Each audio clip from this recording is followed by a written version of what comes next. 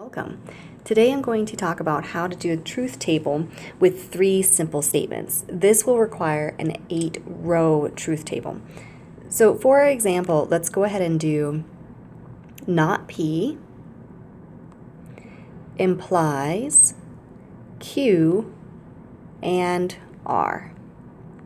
So this is what we'll go ahead and do. I will start as I always do with my 3 simple statements. So I have P, Q, and R.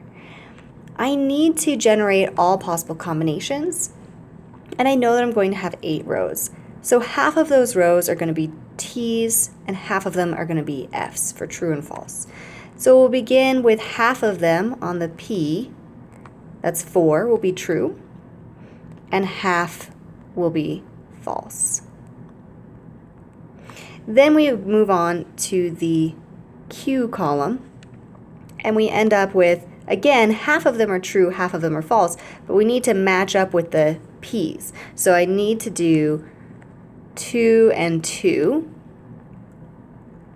and then I'll do 2 and 2 again in order to generate my possible combinations. And then for the R column, we're going to go ahead and alternate true, false, true, false, true, false. And in this way, we've generated all 8 possible combinations of PQR. Once we've done that, then generating the rest of our truth table for this statement is the same as we always proceed, right? So I'm going to look at my statement up here. I know I'm going to have to negate P, so I'll do a column for negation of P.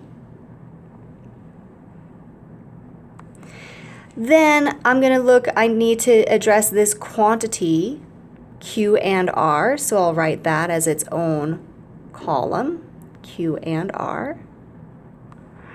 And then once I've done that, I can do the whole statement itself. So I can have not P implies Q and R. So let's go ahead. I'm negating P, so I will reverse my truth statement, which means I'll have 4 falses followed by 4 truths. Q and R, remember, and statements are only true when both statements are true. So let me switch colors here because I like to do make it clear which 2 columns I'm comparing. I'm comparing Q and R together, and the only time this is true is when both of them are true. So I have 2 T's in the first row. I have a false, false, false, at least 1 in the next 3 rows. Then I have 2 T's again, and then I have, again, at least 1 false in all of the other rows. Now I can move on to my final column, which is the full statement. I like to number conditional statements, so I did arrows in the red in order to indicate my and comparison. But for conditional statements, it does matter what order they come in. So instead of doing arrows, I like to actually number them. Column 1, column 2. So I'm looking for, where is my broken promise? Where is it that the antecedent, the first component, is true, but the second component is false?